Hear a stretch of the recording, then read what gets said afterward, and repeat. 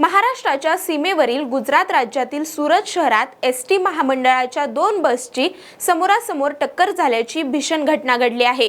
या अपघातात 7 जणांचा जागीच मृत्यू झालाय।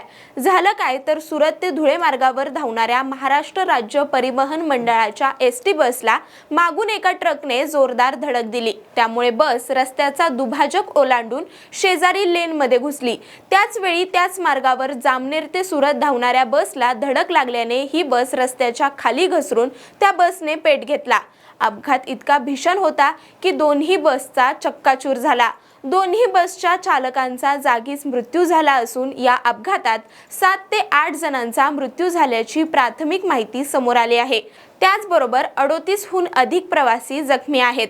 दरम्यान या बस अपघाताच्या घटनेवर पंतप्रधान नरेंद्र मोदी यांनीही शोक व्यक्त केला आहे। तसंच पीडितांसाठी पंतप्रधान राष्ट्रीय मदत निधीतून आर्थिक मदतीची घोषणा देखील केली आहे।